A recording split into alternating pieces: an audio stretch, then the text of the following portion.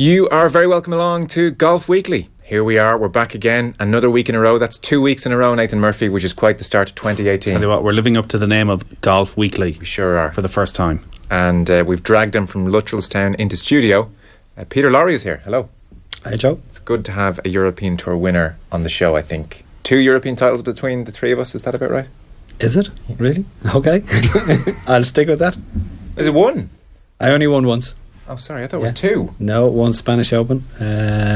I've won on the Challenge Tour, and I won Rookie of the Year, but only one, unfortunately. Well, that's a hell of a start for me, I think. Beaten in a few playoffs, but there you go.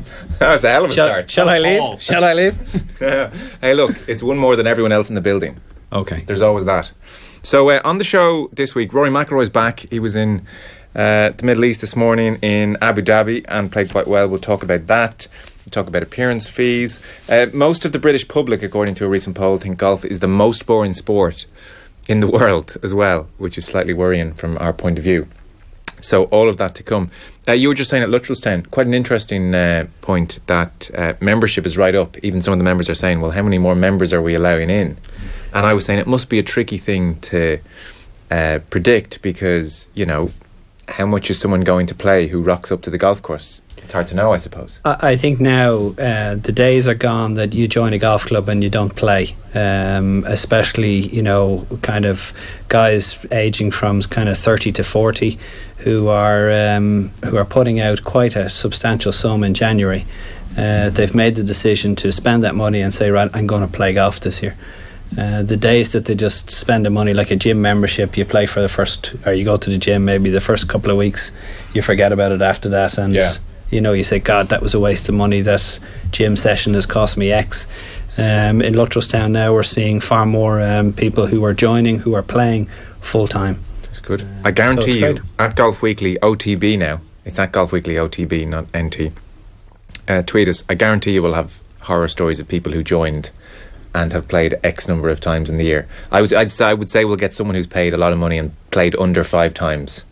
Absolutely. 10 years ago, when probably the joining fees were almost out of control, and maybe I don't know if we're getting back to that level again, my golfing would have been off teatimes.ie, and like, it was brilliant. So I would play in all the good courses, and you'd go out on a Tuesday morning and you get it for 15 quid and you were delighted. Is that still an option? Do you still see a lot of people doing that? It is, and to be honest with you, that's killing a lot of golf courses. I think the big problem in Ireland is during the height of the economy here, we had too many golf courses built, and now we have probably less golfers, more big golf courses looking for either members or people to play. Hence, the price has been driven down, and golf clubs are kind of giving it away just to get people in the door. Did you ever play in Turvey? Never played Turvey. Did you ever play Turvey, Joe? Turvey, I'm not sure I've heard of it. Turvey doesn't exist anymore. Right. You mightn't even been playing golf. Turvey it's like on the old N1. It's when you're heading to Donabate and you would turn right for the island. So you'd see all the people turning right for the island. I would turn left for Turvey. You get it, I think it was €8 was the tee time. Right. Whew. But even there, that's an overpopulated stretch of land anyway in terms of golf courses. Because they're just next door to each other. You know, there's Corbelis out there as well. Balcarrick, Donabate.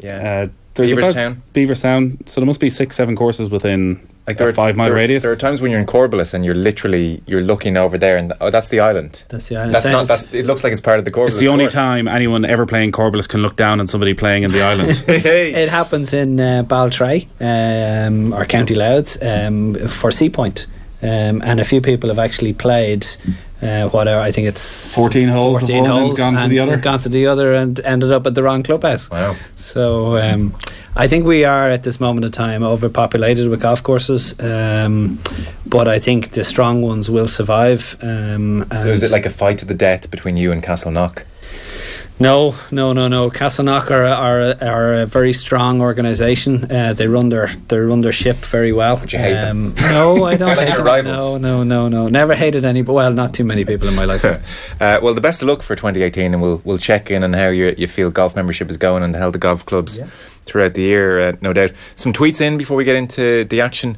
You were looking at a few. Well, I was looking so last week's show we were talking about Brandel Chamberlain. We spent a good chunk of the show talking about the greatest shot of all time. You'll have seen Brandel Chamberlain said that Dustin Johnson at the Tournament of Champions, the near albatross, he thought was the greatest shot of all time, and then went and backed it up. Like, statistically, he was getting right into it as to why this was driving is the most difficult part of the game. It's a par 4. He's driven it to 6 inches. So we had quite a response to that last... We all said it was nonsense. I would totally agree with you. And Brandl is... I don't know whether he does this a lot to publicise himself, because he comes out with some outlandish things in his time. I often think he's very good. This was the first time I thought, well, in a while. Yeah, okay. I've seen him come out with a few funky ones, and you think to yourself, like, do you need to say something like that? Like, was it the greatest shot? Was it the... he swung at a ball and he hit it as hard as he could. He got a couple of lucky bounces, and it went to a couple of inches from the hole. Yeah. Like, my father he's 83 now. He played the island many, many years ago, and on the 14th hole, very narrow hole, he hit a driver off the tee. It was a forward tee. It was a par 4, and he made a hole in 1. Was that the best shot ever? And then Chambly has it at number 2 currently. Well, there you go. Well, actually, he got the hole in 1. My dad did, and the tightest fairway in Ireland. Exactly. The point about the Chambly logic, which we highlighted last week, so we won't labour the point. But so he was saying the hardest thing in golf to do is to drive the ball incredibly far and incredibly straight. But he went and backed it up with like his top 10 list, and on the top 10 list behind the Dustin Johnson shot, he had things like the Tiger Woods chip at Augusta, the famous one on the 16th or whatever.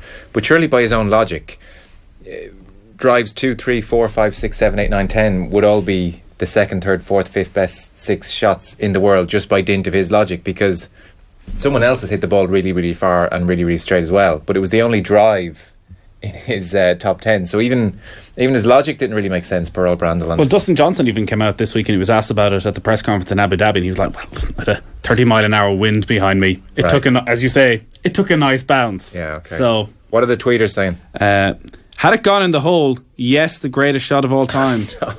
I'm going with not the greatest shot, but definitely the greatest drive I've ever seen. Eugene McDermott. Okay. Somebody else wanted our good friend Conor Deegan to get involved, so Conor Deegan did get involved in the conversation. He said, I feel having played with Conor, I've seen some of the greatest shots of all time then. One of the greatest shots I ever saw was at Druids Glen. Is it the 14th at Druids Glen? It's a real uphill dogleg, right? And it's the first time I'd ever met Conor Deegan, first time I'd ever played with him. He had so it's I think he'd had 10 birdies in the first 13 holes. So he just goes down on the driver shaft, lands 2 feet from the hole on the par 4. Real. I know he does it when he's relaxed and having a nice casual game, and if the weather's nice, he can do obscene things on a golf course, Well, he was on for a 59 until myself and I think it was Dave McIntyre were like, you don't have your par the last 2 holes, you'll get a 59. And that it was over. He shouldn't be allowed to play off But what about Mickelson's shot? From the straw pine in Augusta, 13th hole. He had that in his top 10. Bubba's shot, the hook around with the wedge. Yeah.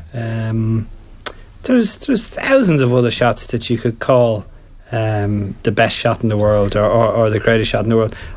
Surely you have to put it into a category where it meant the most. I agree. Like, I think, you know what I mean? And I think a lot of people would agree, but for instance, Harrington's chip at Carnoustie to save himself at the 18th after going in the water twice, because of the pressure he must have been under, even though he says himself, I was totally relaxed and in the zone, but because of the pressure, that's a way better shot than Dustin Johnson with a nice wind in the tournament of bloody champions whacking one down there. Sandy Lyle out of the bunker on 18 in Augusta. Yeah, pressure is important, isn't it? Like, there's things, it's everything. Things you couldn't do under pressure that you could do in your sleep practicing, I'd say. Yeah, but you'd be scary sometimes, or you'd scare yourself sometimes, that when you were under the most severe pressure of what you could do. Because of adrenaline. Gray McDowell, Ryder Cup. The way he finished that one off against the guy who can't chip the ball. Hunter Mahan. Hunter cried after that, which was I wouldn't terrible. blame him. I'd cry after that one if I chipped it and it went a couple of inches in front of me, in front of whatever many million people. Yeah.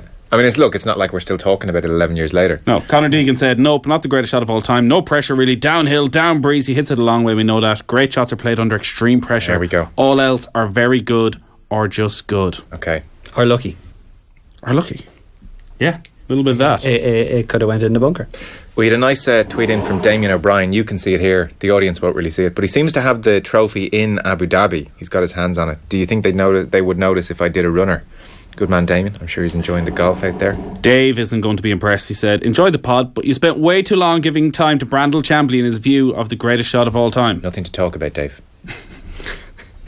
I'm here. Don't worry, Dave. We're back on track. Is that Dave McIntyre? No. Oh, right. No. Okay. He'd be a lot harsher in his criticism. Yeah.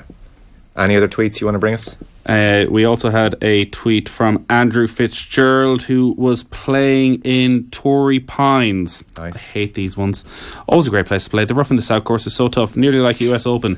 Farmers Insurance Open is going to be a stern test for the pros. To which Lenny Clark replied, "How do you think Tiger will do there? That juicy rough in a chilly morning will be a test, surely." Big time, says Andrew. It's really thick after some rain this week. A lot of lost balls out there. I think it'll be a major test for all of them. Bet on guys who currently have the best accuracy with driver in hand on tour. The winner will come from there. That's a good conversation there. The only downside to all that was Andrew using the word always. Always tough at Torrey Pines. Yeah. Yeah, he plays there just the 10 times a year. Always. Hate those guys. Always It's a like nice you, challenge. Joe. Playing Lutterstown. Well, Yeah. listen, Twice. It's a great course. Twice. I have Three not times, played yeah. since August, which is... I don't know how this has happened. But anyway, any other tweets or will we move on? We'll move on. Okay, we are moving on. So, we'll get to the live action. Just an interesting one. YouGov poll. I don't know much about YouGov or what they do, but they put 17 sports to the British public and asked them to rate them in terms of excitement or boring. Now, it should be said that of the 17 sports, so, I mean, they're hard to impress the British public in this respect. Of the 17, only 5 were seen by the majority as more exciting than boring. You know, so you had categories as boring, exciting, very exciting. So of the 17, only 5 made it beyond being seen as boring by the majority, which is kind of interesting. What were they? The 5 that made it. Well, I'll get there. So 70% of Brits who have watched golf say it's boring. And that includes 52% who say it's very boring. So it was the most boring sport. Cricket, darts and snooker came after that, and then the most exciting, and this made me think, like, really? Like, I'm not sure. The most exciting sport the British public had ever seen, that they could imagine, was athletics. Wow. Maybe this was done the day after Mo Farah had failed to win the 10,000 metres at the World Athletics Championships. Fine. Number 2, tennis. Like, tennis at its very best is very exciting. Look, anything at its very best, but a run-of-the-mill tennis match, very exciting. And then number 3, gymnastics. What? That's the most exciting sport. Third most exciting thing they'd ever seen. You're not was looking at this gymnastics. upside down. No, cricket, darts, snooker, Like, golf. this is the ultimate insult to Boring. golf. Yeah. No, I actually think we have to look at first of all who was tested. The general great British public. I should say exactly. I should say 4th and 5th after athletics, tennis, gymnastics of most exciting was rugby, which of course I agree with, and The most exciting. then football. Oh, Okay, so that was the top 5 most exciting sports: athletics, tennis, gymnastics, rugby, football. Are you not surprised football Is up there. was not up there As number one. as number one for the That was a bit, yeah. for the people Yeah, that yeah. was maybe polled. people see too much football now, so they don't find it as exciting as they once did. So when you see athletics, when do you ever see athletics on the television? Yeah. Whenever you see it, you're like, whew, it's 80,000 people in the Olympic Stadium in London. Yeah. Everyone getting excited for Mo Farah. The exposure of the majority of the public, a lot of us included, would be Mo Farah, Jessica Ennis, the big nights. So they might watch athletics 6 times a year. Now, if you showed them the best 6 nights of golf, they'd have a different perception of it, I would hope. I say lies, and statistics. Yeah. That's what These I are the say. people who voted for Brexit, Joe. Yeah. Justin Rose was asked to comment about this. That's surprising to me. Justin Rose. I think if you ask a golf fan, golf is not boring right now. The young guys are doing incredibly well. We're on the verge of watching Tiger come back, and this comeback definitely looks for real. I think and it's an exciting time. I was interested to read Dermot Gilleese on Sunday at the weekend because he was watching the tournaments in Hawaii, and he said he wasn't getting anything out of them. And he was even wondering, he was like, is it just my jaundiced eye, was the phrase he used. Is it just me that's struggling to get into it? And he got on to Noel Fox, who obviously teaches at a Carton House and deals with a lot of the golf playing public coming to him. And Noel's feeling was exactly the same as Gilleese's, that it's just not resonating as much as it used to. People are watching less on TV. Fox's theory was rivalries. We don't have great rivalries at the moment, sustained rivalries. I don't know what the answer is. Tiger coming back will help, but we were feeling a bit similarly to Dermot Gleeson. We were saying it in the pod, it wasn't quite grabbing us the way the Tournament of Champions had before. It's not like we're comparing the Tournament of Champions with the Masters. Like previously we were very excited about the Hawaii swing, and this year I don't know. I've said this a long time ago and I'll say it again.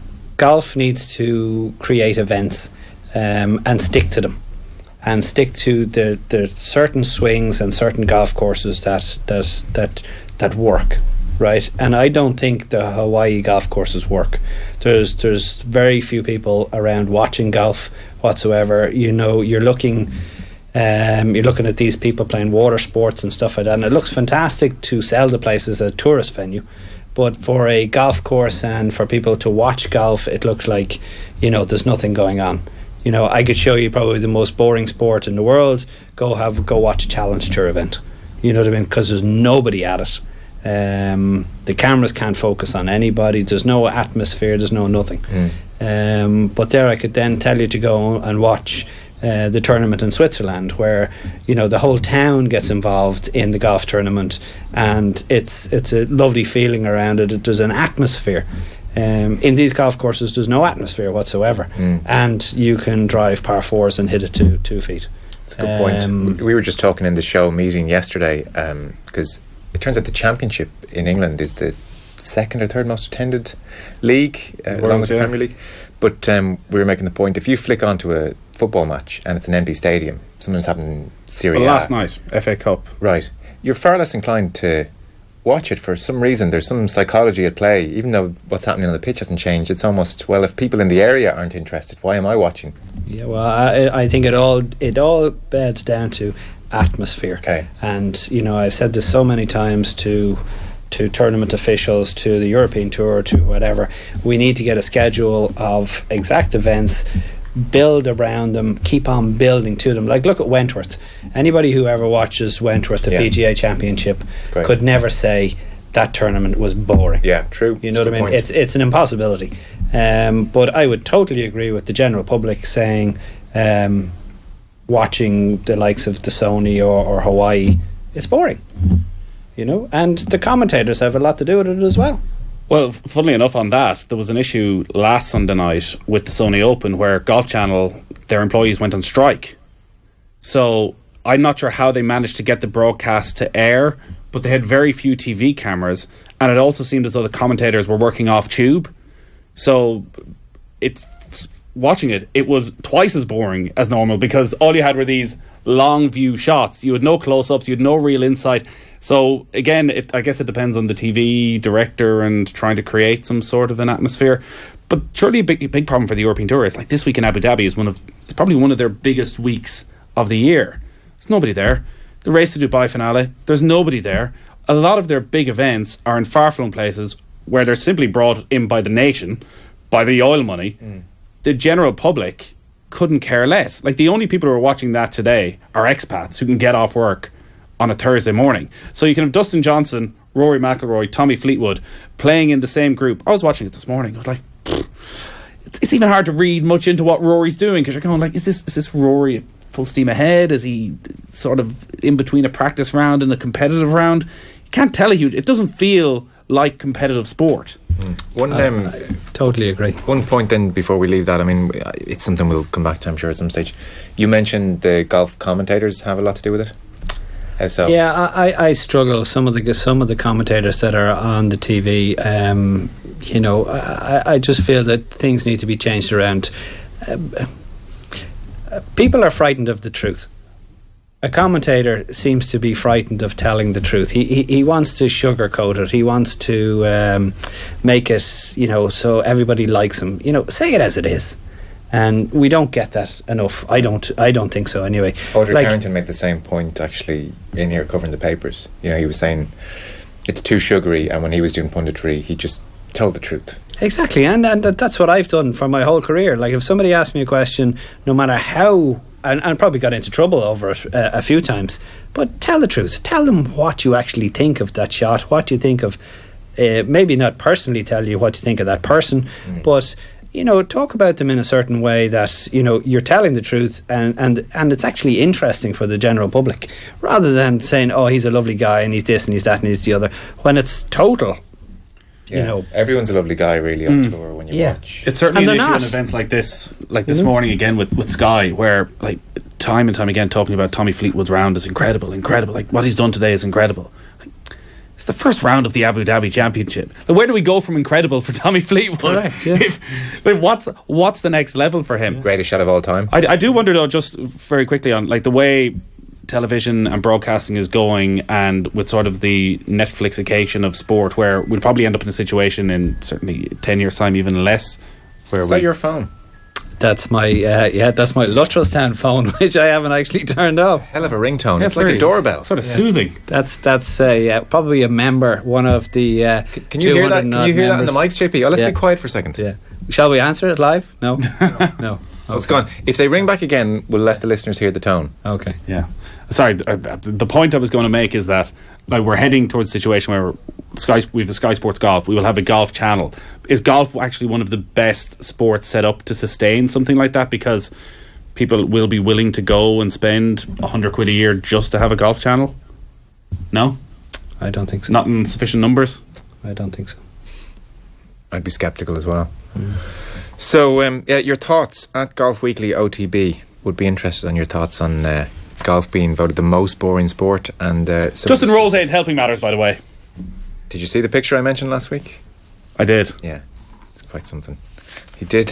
He's a corporate monster. Oh, okay. Aren't they all? I'm not going to put you in a difficult position because I'm sure you know Justin Rose, but I know him well. You can you can check out the photo. He put up a I don't know who the watch sponsor was, but didn't do a very good job, did it? Yeah, exactly. He had a photo of him, so he's in a suit at a very nicely well lit desk, and he's got his left arm here. Yeah. So that even people watching watch, the left arm here, and he's got a massive watch on his left wrist, like eye-catching watch, and he's just signing something. And I don't know about you, when I write I don't smile, but Justin Rose does, so he's smiling as he's writing. And he tweeted, just doing some charity signings. And then the tag was the person he tagged in the tweet was the watch company.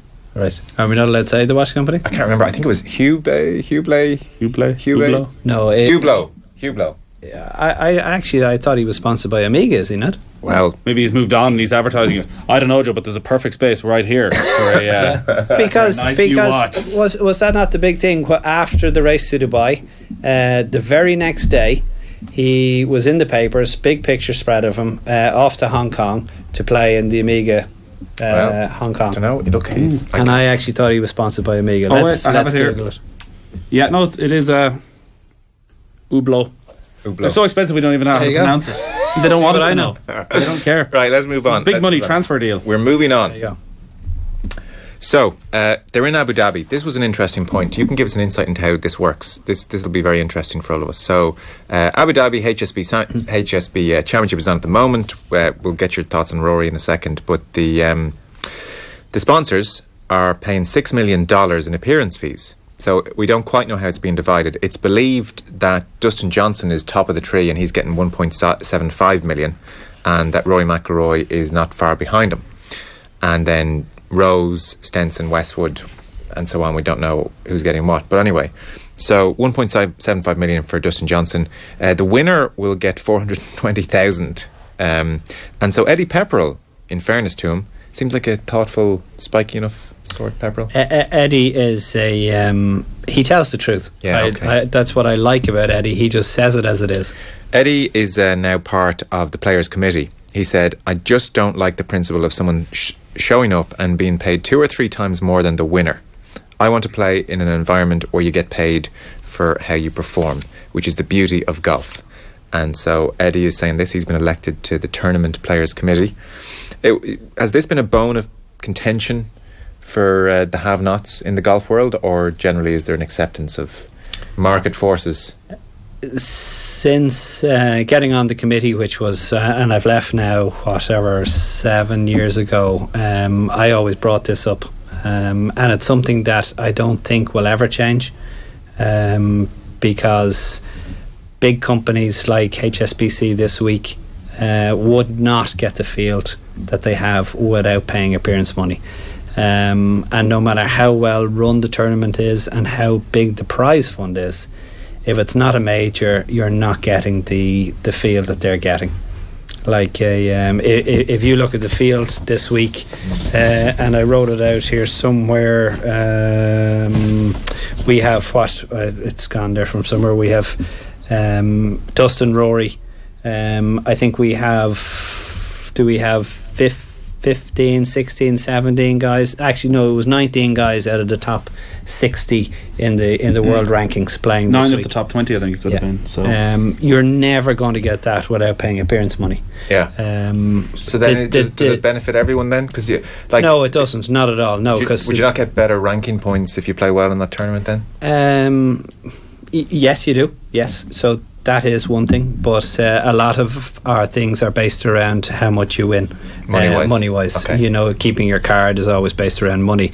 So for all the years that I played on tour, the desert swing was the most difficult swing to try and make any money on. So the actual money for where you finish in these tournaments is not great. It's not great. No, it's in dollars, and when the dollar was poor, you know what I mean, you finishing top 15, top 20, you're getting 20 grand. Okay. And you've played your socks off for that. Yeah, okay. You know what I mean? If you played in any other tournament, you might have won it, or you might have finished, you know what I mean, well up the field. But considering how strong the field is, it's very hard to make any decent money. So it is tough, because the counter argument you can make is that the guys getting the big, Eddie Pepperell's talking about there about how you should, you get paid for how you perform. And the argument is that McIlroy and Johnson are getting paid for how they perform. It's a long-term view of things, but they're getting paid for being the best. Well, they're getting paid their $1.75 and $1.5 million to get the publicity for HSBC, and for them to showcase to their clients in the tented village and into the corporate tents. Rory McIlroy and Dustin Johnson. Yeah. And unfortunately, and Eddie won't like this, and I didn't like it at the time, but why would anybody, like the likes of HSBC, pay Peter Lawrie to come in and meet their clients? Who is Peter Lawrie? Who is Eddie Pepperell? Yeah. Eddie's won a tournament. I've won a tournament, but it doesn't make. We're not that, high-end guys, and unfortunately, that's what. It same goes with football, same goes with rugby. Media, it's life. Exactly, yeah, and you just have to get on with it. Yeah.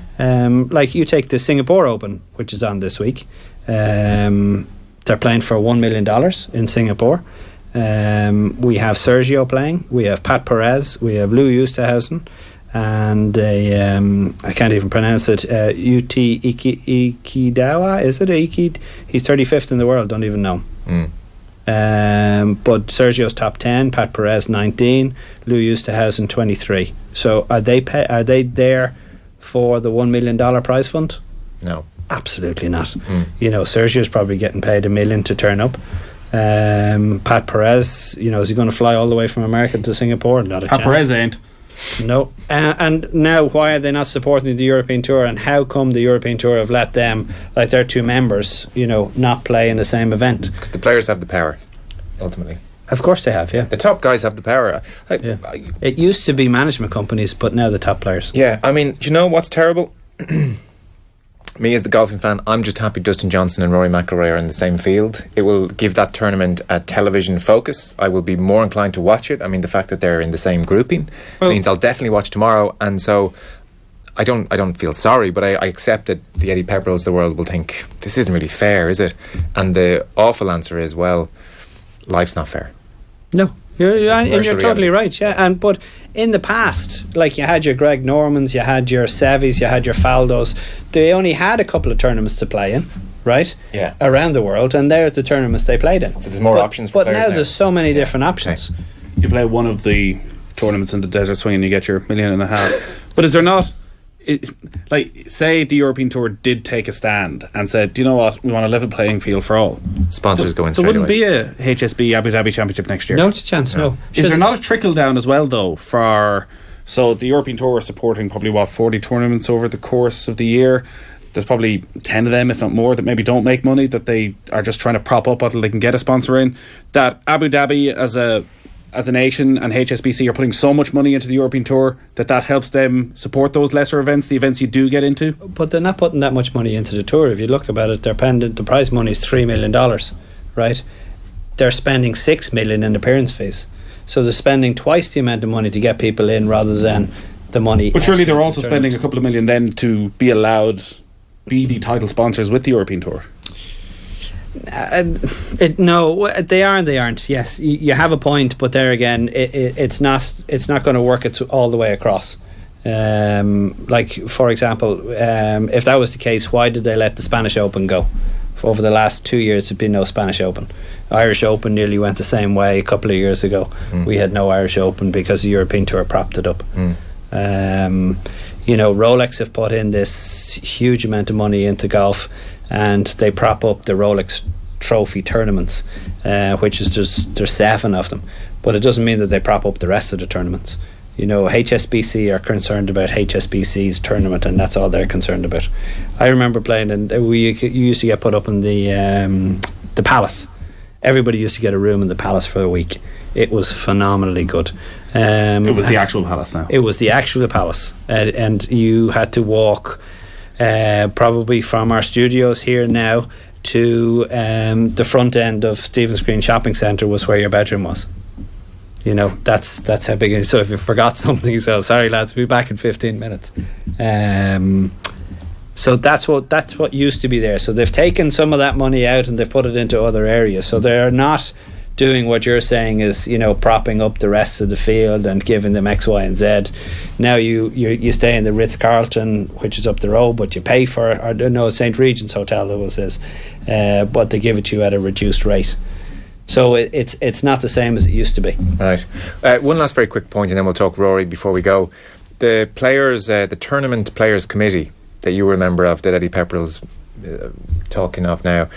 So how powerful is that? Like, how does that work within the architecture of the European Tour? Are you just lads that meet every once in a while and you crib about the food in the canteen or whatever issue the players are cribbing about, and somebody in the European Tour says, okay, we'll see what we can do? Is that the gist of it? Pretty much so. Okay. Pretty much so. There's not really that much that you can change. The Tour brings a few ideas to us.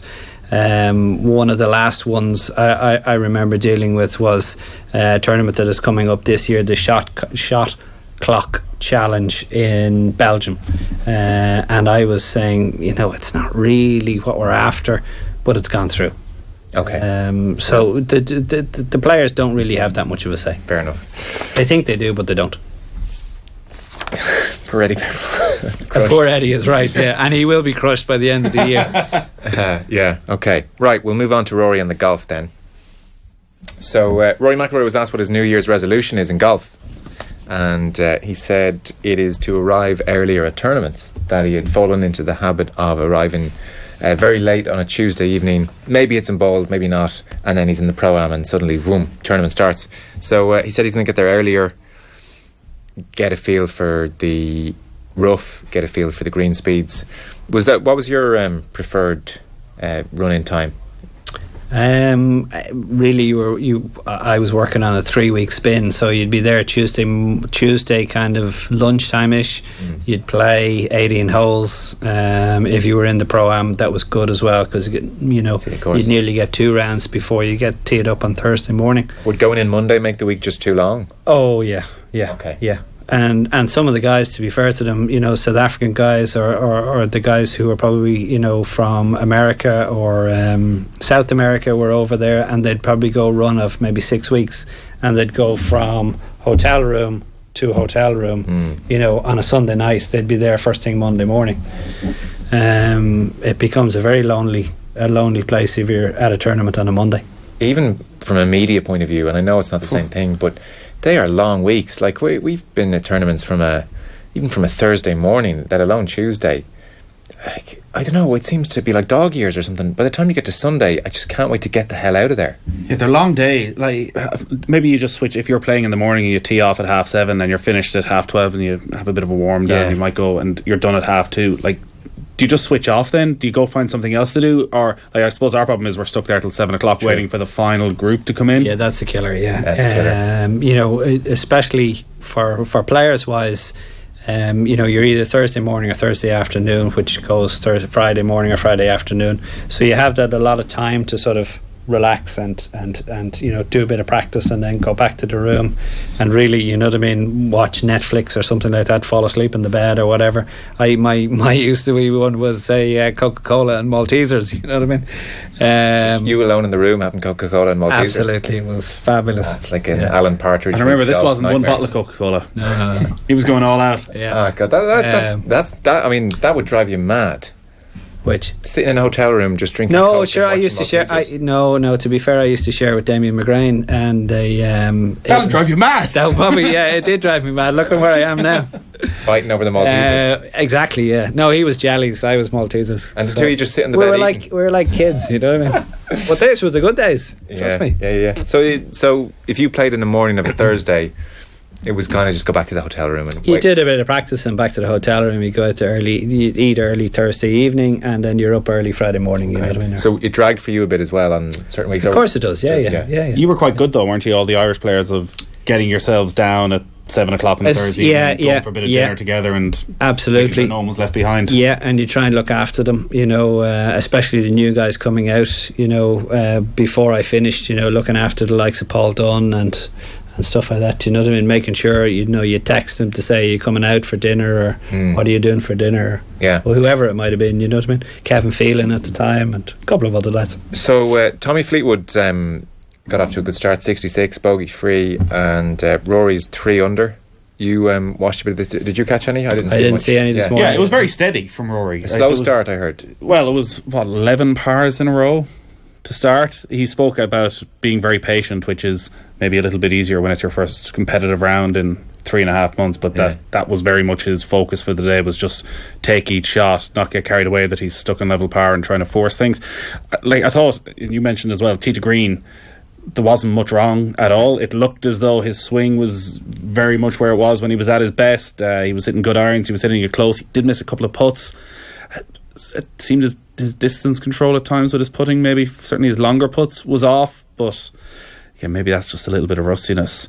I saw the interview where he was talking about getting there early on a Tuesday, which is interesting in that Rory's very good, it seems, with his New Year's resolutions of breaking it down into something that is achievable, but something that'll have massive benefits from if he does it. But it's interesting because he's going to play so often, so it's not as if he's playing, like, he's going to play 8 times between now and the Masters. It's not a lot of time off if you're going well, if he's playing 4 rounds every single week, which he'll want to. So suddenly you're not finishing late. If he's in America, you're not finishing late till Sunday night, and you're giving yourself 1 day off. You've only got 1 week off in that spell. Is he pushing it too far? We have to remember one thing, Nathan. He has his own jet, or he has the use of his own jet, or a jet. So, you know, that jet leaves on a Sunday night and it goes wherever it wants to go to, or wherever he wants it to go to, and then on a Tuesday it leaves whenever he wants it to leave, and it arrives at. It's not like the ordinary person who's waiting on Aer Lingus or Ryanair and has to do their own bags and blah blah blah blah. You know, it gets life is so much easier. I get that side of it, but is there not? So Rory's operating at a level, I guess, mentally where he feels he wants to get there on a Tuesday, so he's switched on a Tuesday. Like he's not just spending an extra day at the course. He's working hard. That actually mentally he's not. He may get to a stage. He may find, like, I'd hate that he gets to the Masters and the week after the Masters and he doesn't win. He goes, John's was bloody wrecked. No, for the first time ever, and I've said this loads of times, I would have loved to see Rory play a little bit more. He's much better when he gets into the swing of things, and he creates a bit of momentum, and not to be too worried about his actual swing and his putting and blah blah blah, whatever it may be. I actually think he's going to have a very good year this year. And the more he plays, I think the better he'll get. Well, he said he thinks he may play more this year than any other year. He played 28 times in 2008. He said he's going to play Walton Heath, which is the British Masters, so they can spend a bit of time in London around then. But he says I could get to 30 tournaments this year, depending on the race to Dubai. All right, great, good, fantastic. Any tournament he's in, I'm watching. Is the thing, you know. So The other tournament on at the moment is the Career Builder Challenge. John Ram is the favourite by a distance. It's John Ram who's at 9-1, and then you've got Brian Harman and Patrick Reed at 18-1. So John Ram, the man to beat, went well in Hawaii obviously a couple of weeks ago. Webb Simpson is there. Lost a lot of weight, Webb Simpson. Phil Mickelson's there at 20-1. What's going to happen for Phil this year? Phil, who knows? With Phil, who knows? Has he sorted out all his different issues of off the golf course? I wonder. And if he has, then maybe he'll be halfway decent. But he certainly had a few problems off the course last year. Okay. We'll keep an eye on it. Not a very attractive field when John Ram is the 9-1 favourite. Yeah, and next favourite is Brian Harman at 18-1. The European Tour are loving this, by the way. The two bookends of the year, the desert part of the year is when the European Tour shines, and then they've 1 week. Tiger's back next week. Tiger's back next week. Torrey Pines. Yeah, that's true. Which goes up against Dubai, doesn't it? Dubai has moved early in the year. Yeah. Qatar has been booted out for maybe later on, and then Malaysia. Yeah. But Riviera is the one though. I see Justin Thomas has just been added to it as well. Okay. Rory's playing. Tiger's playing. Right. Is that 2 weeks' time? No, that's 3. It could be 3 weeks anyways, right. At least, yeah. But can I make a point? This week, right? I think it's the first time ever you played all last year, right? Won the Challenge Tour, and you're not into the first tournament of the year. Because why? This week, because it wasn't the fields are not big enough. Okay. And because they brought people in. Yeah. Yeah, I mean it's terrible, but no one cares. Nobody cares. No, nobody cares at all. No, don't give a damn. But it is. Don't know. But you're outraged on his behalf. I'm outraged on behalf of the guys. Like, look at Gavin Moynihan, right? And he is, let me think, 30 places, maybe 35 places behind this guy in the Challenge Tour. You know, and he's not getting into an event. No, look, life's not fair. No, you know? it's not. It's tough. No. I saw Barack Obama's out playing a lot of golf. He played with Tiger Woods. Oh, yeah. Tim Rossifort was saying. Tim Rossifort reporting for the Golf Channel that Tiger Woods is now a great guy, and that he was talking to everyone, small talk, and the rehabilitation is complete. Tim Rossifort and the lads in the Golf Channel. If Tiger says hello to the guy who parks his car, it's like, this guy's he's transformed. He's an amazing guy. I'm believing it. I'm having it. I'm having it all day. Buying it. He's the a great rehabilitation guy. I tell you when the rehabilitation is, right, when you see Tiger Woods not talking to anybody, not doing any interviews, and being an absolute you-know-whatski, then he's back. And until then he's not back. And Obama played with Michael Jordan the following day.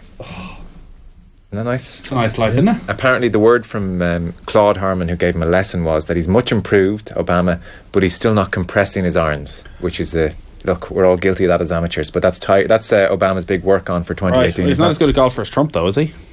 No, he's not. He's like Trump is actually, he's able to get around. Trump has played more golf than I have, I can tell you. Yeah, well, exactly. Yeah, are you playing at all? Very little at the moment. It's too cold. Well, there's that actually. Yeah, is Luttrell saying, surely there's not madmen out there playing? There's plenty of madmen out there. There's 27 guys out there today, all playing golf. Wow. Okay, fair play to them. That's the life. We are pretty much done. I don't think there's any other business. So Tiger Woods is back next week. We get Rory for the weekend, and it's a nice little stretch of golf coming up. Thank you, Nathan. Thank you, Joe. Thank you. And, thank you, gentlemen. Peter Lawrie, thank you very much for coming in. Cheers. All right, we are back next Thursday. We'll talk to you then.